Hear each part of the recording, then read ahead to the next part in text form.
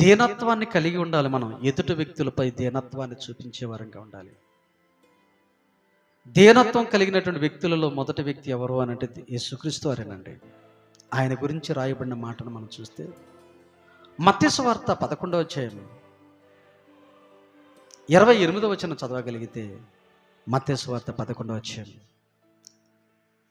చూడండి. ప్రయాసపడి భారము మోసుకొనుచున్న సమస్త జనులారా నా యొద్దకు రండి, నేను మీకు విశ్రాంతినిస్తాను.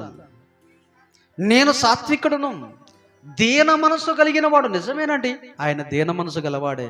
ఎంత మందిపై కనికరాన్ని చూపించాడు, ఎంత మందిపై తన దీనత్వాన్ని చూపించాడు, ఎంతమంది విషయంలో తన సాత్వికతను చాటుకున్నాడండి. నేను దీన మనసు గలవాడను. దీనత్వం కలిగినటువంటి వ్యక్తులలో మొదటి వ్యక్తి ఎవరో తెలుసండి? ఈ భూమి మీదకి వచ్చి 33.5 సంవత్సరాలు బ్రతికి మనుషులందరికీ కలిగినటువంటి శోధనలో వచ్చినా వాటిని జయించి పాపులలో చేరక పవిత్రంగా బ్రతికి తనకున్న అనేకమైన గొప్ప లక్షణాల్లో దీనత్వం అనే ఒక లక్షణాన్ని కూడా కలిగి దేవునికి మహిమకరంగా నిలిచిన వ్యక్తి యేసుక్రీస్తు వారు. నేను దీనుడను, దీన మనసు కలిగిన వాడను, నేను సాత్వికుడును అని యేసుక్రీస్తు వారు మాట్లాడతాడండి. అంటే దేవుడు ఏం కోరుకున్నాడండి?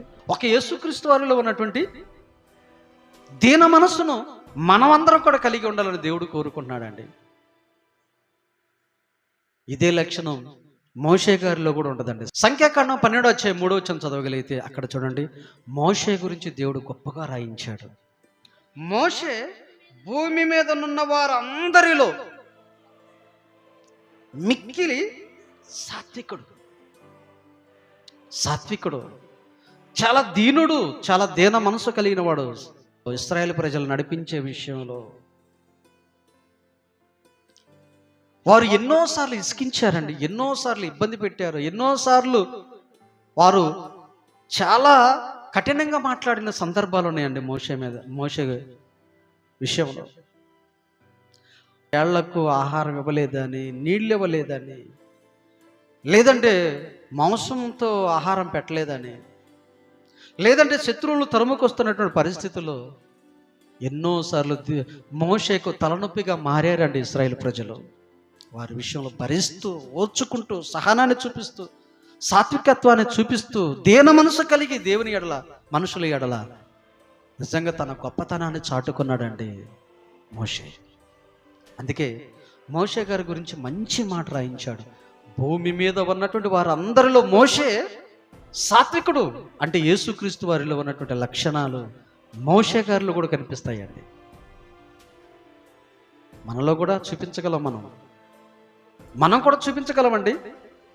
మనం అనుకుంటే దేవునికి ఏదో ఇస్తే సంతోషపడతాడు అని అనుకోతే ఎప్పుడు కూడా దేవుడు అడిగినవి చేస్తే చాలండి. అడగనివి అవసరం లేదండి. దేవుడు అడగని అవసరం లేదు. దేవుడు చేయండి.